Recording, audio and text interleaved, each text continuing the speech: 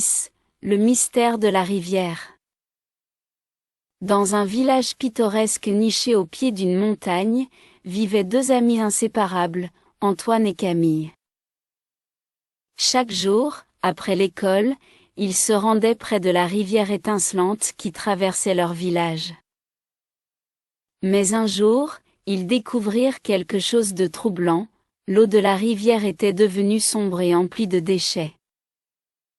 Le cœur lourd, Antoine se pencha et observa les eaux polluées. Camille, quelque chose ne va pas. La rivière était si belle auparavant, et maintenant? Camille le rejoignit, ses yeux s'emplissant de tristesse. C'est comme si la rivière pleurait. Il doit y avoir une raison derrière cela. Guidés par leur désir de découvrir la vérité, Antoine et Camille décidèrent de mener une enquête. Ils interrogèrent les habitants du village, collectèrent des échantillons d'eau et suivirent le cours de la rivière pour trouver la source de la pollution. Un après-midi, alors qu'ils marchaient le long de la rivière, Antoine s'exclama « Regarde, Camille, cette usine semble déverser des déchets dans la rivière. Cela doit être la cause de la pollution. » Camille hocha la tête, son visage déterminé. « Nous devons agir, Antoine.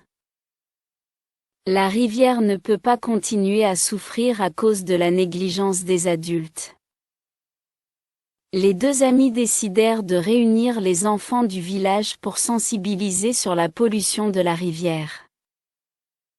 Ils créèrent des affiches colorées et organisèrent une marche pacifique le long des rives de la rivière. Les enfants portaient des pancartes avec des slogans tels que « Protégeons notre rivière » et « Arrêtons la pollution ». Lors de la marche, Antoine prit la parole devant la foule d'enfants. Ses yeux brillaient d'une détermination inébranlable. Nous sommes les défenseurs de cette rivière, et nous devons la protéger pour les générations futures. Nous devons demander aux adultes de faire les changements nécessaires. Camille se joignit à lui, ses paroles empreintes d'émotion. Cette rivière est notre amie, notre compagne. Nous ne pouvons pas rester silencieux pendant qu'elle souffre. Ensemble, nous pouvons faire la différence. Les habitants du village, touchés par la passion et la sincérité des enfants, commencèrent à prendre conscience de l'importance de préserver la rivière.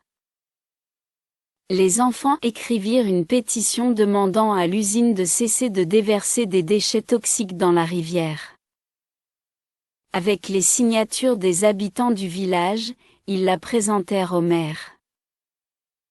Lorsque l'usine fut contrainte de cesser ses activités polluantes et que des mesures de protection furent mises en place, Antoine et Camille se tinrent au bord de la rivière, regardant les eaux redevenir claires et pures.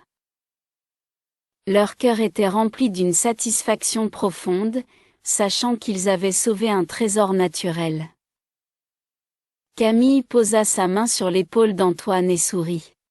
« Regarde, Antoine. La rivière retrouve sa beauté d'antan. » Antoine acquiesça, ses yeux brillants d'émotion. Nous avons montré que même en tant qu'enfants, nous pouvons protéger notre environnement. Nous avons fait la différence.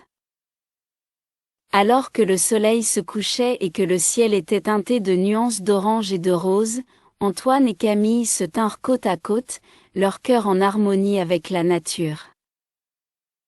Ils savaient que leur amitié et leur détermination avaient transformé la rivière en un symbole de résilience et d'espoir pour tous ceux qui avaient la volonté de préserver la beauté de la nature.